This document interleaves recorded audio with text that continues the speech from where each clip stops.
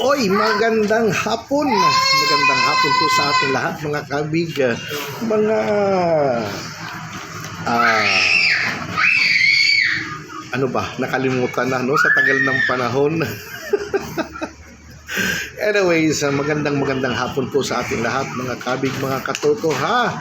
At ito, nagbabalik po tayo sa ating hindi naman live no, sa ating pagpo-post sa ating ikaw at barangay kasama si Barangay Sek Emog no. So tanghali or hapon na tayo nakapag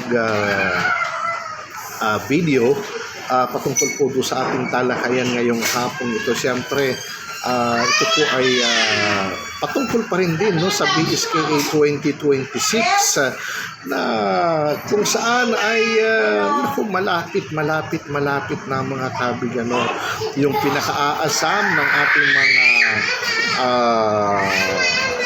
nagdanais o nagbabalak na maging lingkod ng barangay. So ilang months na lang mula ngayon, so March na tayo. So by November 2, siyempre magkakaalaman na kung may bago, may dati pa rin din, di ba, mga ganun. So yun ay patuloy lamang po natin subaybayan o pakinggan.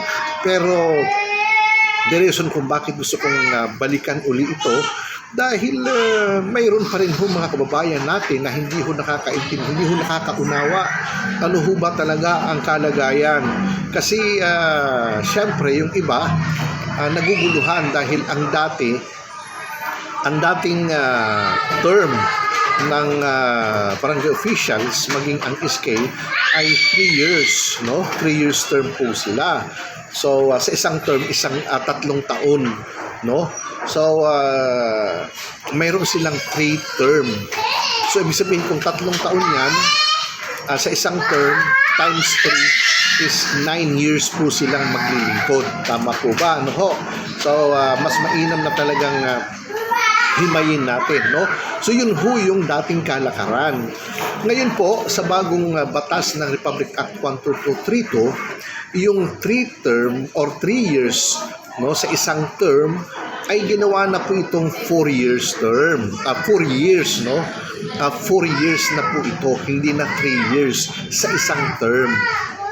Pero 3 years, 3 term pa rin no. Pati ako nalilito no. Pero 3 terms pa rin no. 3 terms pa rin, pero sa isang term ay may 4 na taon ng maglilingkod. So kung 4 na taon times 3 lumalabas, mayroon silang 12 years no in total na sila po'y maglilingkod kung sila po'y suswertihin na makapaglingkod ng 3 term. Di po ba? So ganun po ang sitwasyon. Ngayon, yung iba kasi nagtataka. Kasi, siyempre, dati tayo nasa 3 years lang. At, siyempre, ibang batas yun. Ngayon, 4 na taon na sa isang term. So, ang katanungan ay, pwede pa ba ako, halimbawa ako, pang last term ko na ngayon doon sa 3 years ko, no, doon sa dating batas. Pwede pa akong tumakbo kasi ngayon naman ang pinag-uusapan 4 na taon, hindi lang 3 taon at bagong batas na ito. Ano ho? So, yun yung medyo nalilito ang mga tao, ang mga nagbabalak na kumandidato, magbabalak tumakbo. Qualified pa ba kami? No? Subalit, yun nga, sinasabi nga dyan sa Republic Act 12232, no, na kung ikay last term mo na no doon sa old Republic Act, kung last term, pangatlong termino mo na, hindi ka pa rin din pwede hindi ka pa rin pwedeng tumakbo no for another term na 4 kasi nga na-complete mo na yung 3 term. Ano ho? So, kahit pasabihin na ito 4 year, no?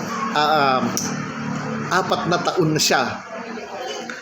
Iba naman yun. So, pwede hindi ho, no? Ang sinasabi na kung natapos mo la ang 3 to last term mo na ito, pangatlong term mo na ito sa 3 years. So, Dito ang... opo. So, hindi ka na qualified na tumakbo uli. No, para naman doon sa bagong batas na Republic Act 1222. Hinin mo na yan. Opo. Sarap. Yun. So, sana malinaw, no, doon sa ating mga nagnanais na tumakbo, no, na hindi ho, pag natapos mo na yung 3 term, wala na po. So, it's either na tumakbo kang kapitan or huwag ka na munang magpahinga ka muna. Diba? After 1 term, yun po pwede ka na namang tumakbo bilang kagawad para sa pang-4 na taon sa isang term. Maliwanag po? Sana na ipaliwanag ko po doon sa mga patuloy na nagtatanong, patuloy na nagugulumihanan, patuloy na nalilito patungkol po sa pagbabago, no? Mula sa 3 years papunta ng 4 years.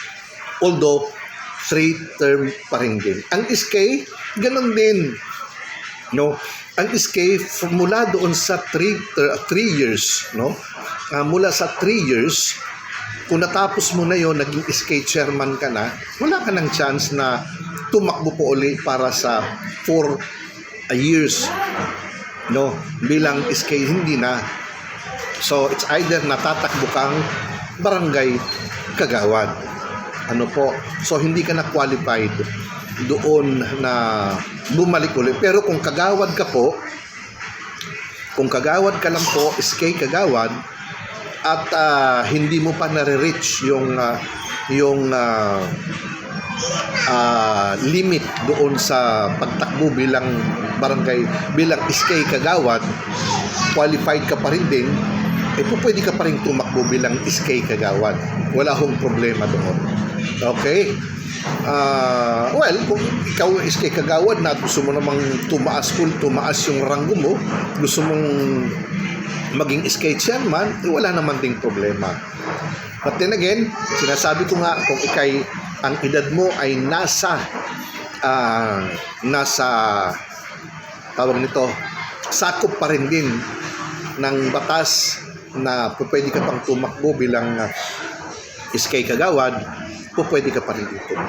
Ang pinagbabawalan lang po dito, ang SK chairman na kung saan ay naging SK chairman na siya for 1 term, hindi na siya po pwedeng tumakbo ngayon for another term sa SK chairmanship para doon sa 4 na taon.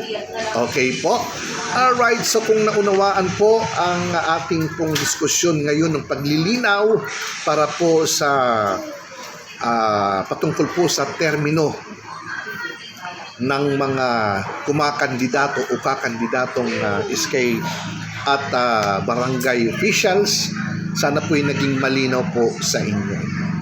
Okay, so yun lamang po sa ngayon. Maraming salamat po at naway patuloy po nating suportahan ang ikaw at barangay kasama si Barangay Sec. Yun lamang po. God bless po sa ating lahat. Lagi pong mag-iingat. Ano po, at huwag makakalimot magpasalamat, manalangin para sa gabay ng ating Panginoon sa ating mga araw-araw na gawain. Alright, so yun. Magandang hapon sa bawat isa. Bye-bye.